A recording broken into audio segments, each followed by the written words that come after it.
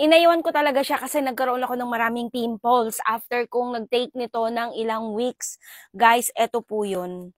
Aishi Tokyo. Hindi hiyang sa akin. Hiyangan lang naman po talaga kasi. Aminin natin, hiyangan lang po talaga.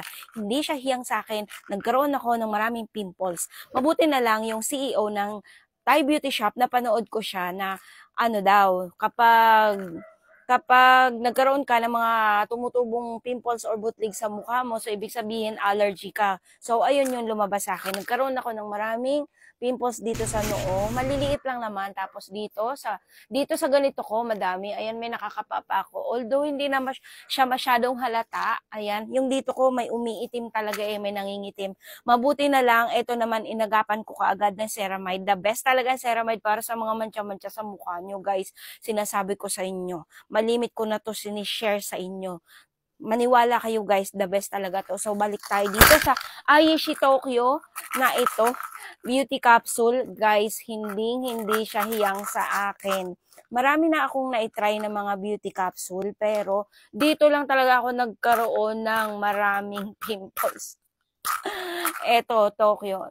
Marami ako napapanood na gumagamit sila nito, although okay naman sila okay naman sila dito, pero sa akin talaga ay hindi ayos. Nagkakaroon ako ng maraming pimples. So kapag hindi ko itinigil, magkakaroon ng maraming mancha-mancha o patsi-patsi or pimple marks yung balat sa mukha ko. And dami na nga mga tumutubo dyan sa mukha ko, madadagdagan pa.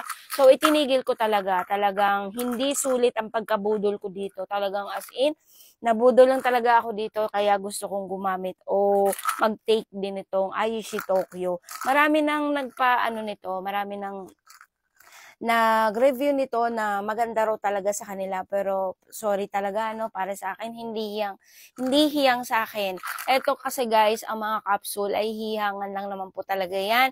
Pero guys, mas the best na siguro, wag na lang tayong uminom din ng capsule dahil baka mamaya pinahihirapan lang din natin yung ating atay kasi kahit ano pang inumin or kainin natin or i-take nating mga gamot, dumadaan talaga yon sa atay natin. Baka mamaya kung ano mangyari sa atay natin, 'di ba? So ayun, ito na talaga yung pinakahuli kong pag-inom ng mga beauty capsule. Gaya na lang nito kasi may nagsabi din sa akin, tumigil ka sa mga ganyan, kakatry mo ng mga ganyan, baka mamaya kung anong mangyayari sa atay mo. So, ayan, titigil na talaga ako. Promise.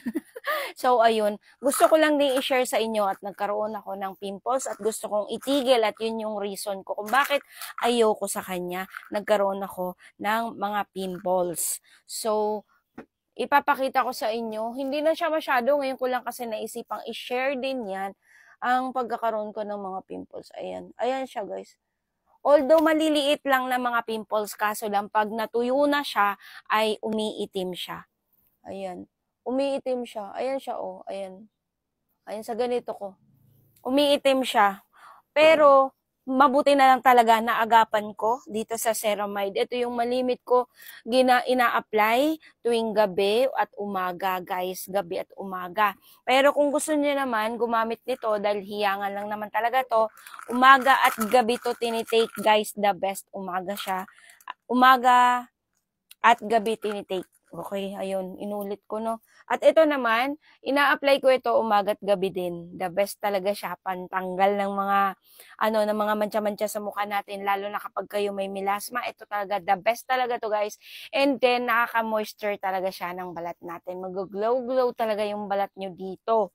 And eto naman, kung itatanong nyo sa akin kung nakakaputi to, hindi mo malalaman kung nakakaputi to kung hindi mo naman naubos ang 1 to 2 bottle nito. Malalaman mo yun kapag nakaubos ka na ng, I think, 3 bottles, ganun. 'Di ba? Doon mo siya malalaman. Pero, ito ay collagen. Hindi naman totoong nakakaputi ang collagen, guys.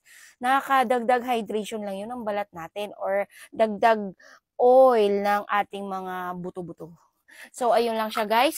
Gusto ko lang i-share ang about dito sa Aishi Tokyo na hindi hiyang sa akin. So, ayun lang. Bye!